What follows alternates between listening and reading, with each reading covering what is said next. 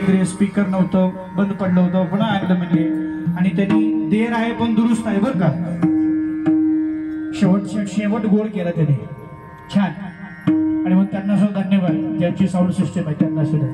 पण ही सिस्टम सुरुवातीपासून लागायला पाहिजे, जशी आता लागली तशी. आता इथून असं करू नका. आणि म्हणून ताईने खूप सुंदर या ठिकाणी सर्व महिला मंडळांनी जो नियोजन केलेलं आहे, आणि त्यांच्या पाठीमाग जो बॅकग्राऊंडचं जे असतं, म्हणजे मार्गदर्शन म्हणा, आधार म्हणा, ते सर्व जाती पंथातले. कारण संगमेश्वर भगवान हे एकट्या दुःख्याचं दैवत नाही, भगवान शिव हे एकट्या दुःख्याचं दैवत नाही. ज्ञानेश्वर माऊलींचं दैवत, प्रभू रामचंद्राचं दैवत, कुलदैवत जर कोणतं असेल तर ते भगवान शिव. ज्ञानेश्वर माऊलींचं दैवत त्यांनी सांगितलं, आदिनाथ गुरु सकळ सिद्धांचा. दुसरी गोष्ट, नरहरी सोनार. त्यांनी भक्ती, असं नाही की विशिष्ट समाजातल्याच लोकांनी भगवान शिवाची भक्ती करायची असते. नरहरी सोनार. दुसरी गोष्ट, ज्याला आपण आता कोमटी समाज म्हणतो, कोमटी समाजाचं दैवत, कुलदैवत जर काय असेल तर बऱ्याच ठिकाणी संगमेश्वर कुलदैवत आहे. बरोबर आहे. असं नाही की एकट्या दुःख्या वाण्या जन्माने फक्त भक्ती करावी बाबाडो, असं नाही. ते संगमेश्वर भगवान जे आहे, शिव भगवंत जो आहे, छत्रपती शिवाजी महाराज सगळं पुसून घे, तलवार घेतली, शत्रूवर विजय मिळवण्यासाठी ज्यावेळेस पहिला जर लगावला कोणता, तर त्यांनी हर हर हर हर हर महादेव, छत्रपती शिवाजी महाराज.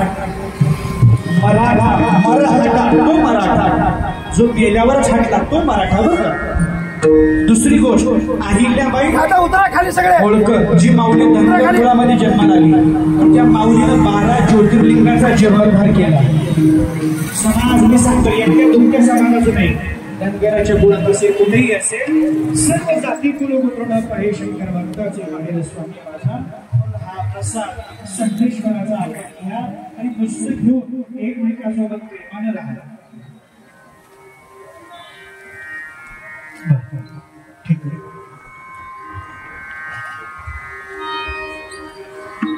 वाढवा 10-15 मिनिटं वाढलं तर काय हरकत. पाकिट पण का वाढलंय त्याची शिवा.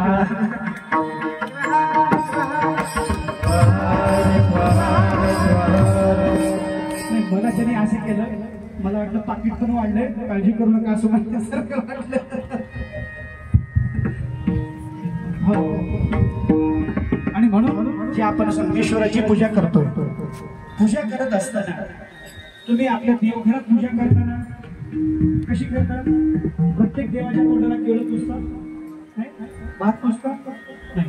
पण संगमेश्वराच्या मंदिरात आलो, संगमेश्वराला मी केळी लावतो, भात लावतो, नैवेद्य लावतो.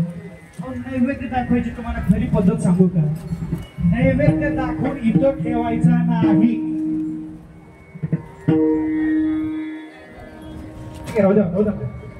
नैवेद्य दाखवून इथं ठेवायचा नाही.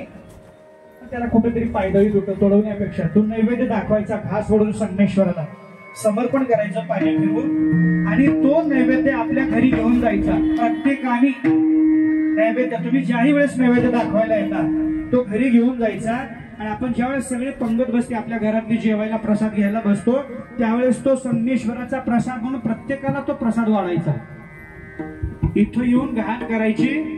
जसं आपण आपलं घर, आपला देवाला जसं पवित्र ठेवतो, तसं आमच्या संगमेश्वराचं मंदिर सुद्धा पवित्र ठेवणं ही एकट्या पुजाऱ्याची जबाबदारी नाही किंवा कार्यकारी मंडळांचं जबाबदारी नाही, प्रत्येकाचं कार्य आहे.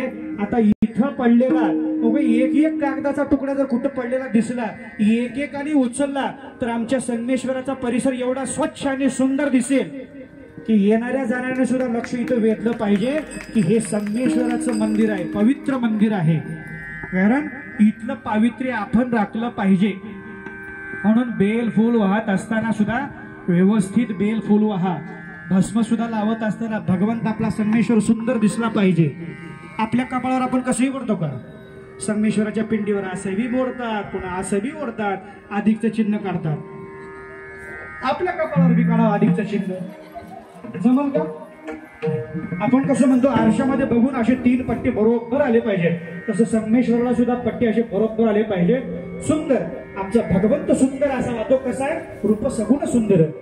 म्हणून संत म्हणतात माझा शंभूचे रूप सुंदर माझा मुखाचा ईश्वर. तो सुंदर आहे, त्याला सुंदर ठेवावं आणि आपण सुद्धा सुंदर होण्याचा प्रयत्न करावा. तशा प्रकारची सद्बुद्धी अनंत कोटी ब्रह्मांड शिवप्रभू तुम्हाला सर्वांना देण्याचा प्रयत्न करू.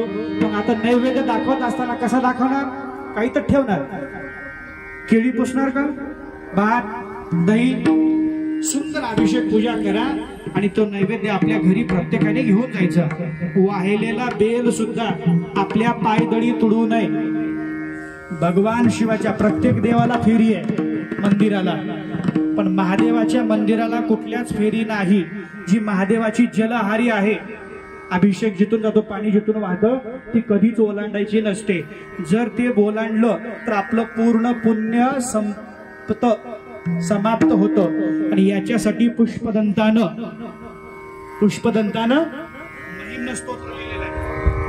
महिम्न स्तोत्र नाही, ते गच्चच होईना गेले. मी बघितलं त्याला प्रयत्न करून, त्याने आणूनच ठेवलंय तसलं, कुणालाच हाल ना ते तस.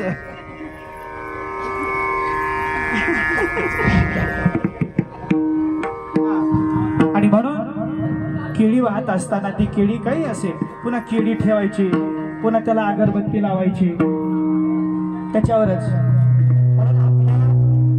मंदिराचं पावित्र्य आपण ठेवावं ही प्रत्येक सद्भक्ताची जबाबदारी आहे. पुजाऱ्याची, एकट्या दुकट्या कार्यकर्त्याची नाही. म्हणून आपला नाही बसत नाही, राहू द्या. मी धरून बोलतो आता महाराज, मी धरूनच बोलतो त्याला, आता मला सवय झाली.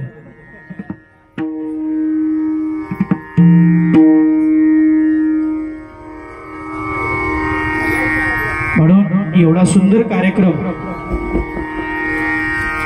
आमच्या महिला मंडळाने, पूर्ण संगमेश्वर भगवंताचं मंदिराचं जे कार्यकारी मंडळ आहे, सर्वच पूर्ण कार्यकारी मंडळ, इथं सर्वांनी सहकार्य आणि सहाय्य. जो एक पैसा देगा उसे वो 10 लाख देगा. इथं जर संगमेश्वरला दान दिलं कुणी तर तो किती पटीनं आपल्याला देणार आहे त्याचं गणित नाही बरं का.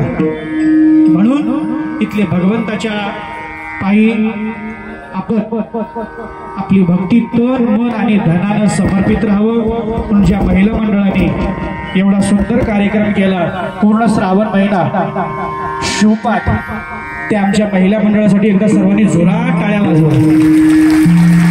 आणि एवढा सुंदर कार्यक्रम या ठिकाणी आमच्या कार्यक्रमाला उपस्थित गायनाचार्य कपिल महाराज बनसोडे करंजीकर, अगदी आपल्या संप्रदायाचं वैभव, एवढे सुंदर गुणीजन गायक वादक गायक म्हणून या ठिकाणी आजच्या कार्यक्रमाला लाभलेले.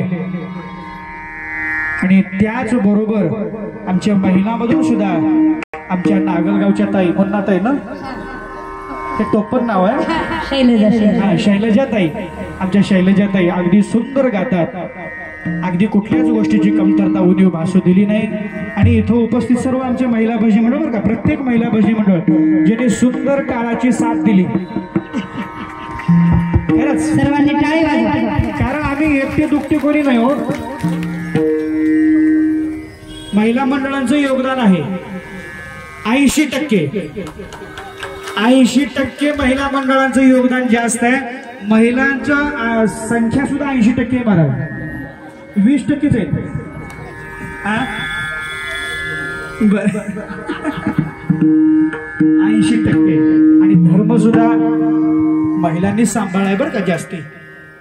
म्हणून आजकाल पुरुष मंडळी ही कमी आहे.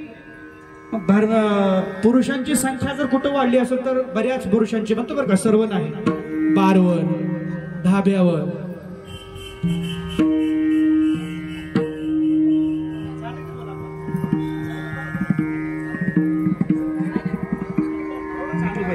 म्हणून आमच्या महिला मंडळासाठी, माझं झालं की तुम्ही बोला, गुरुराज बावले गेले की तुम्ही बोला.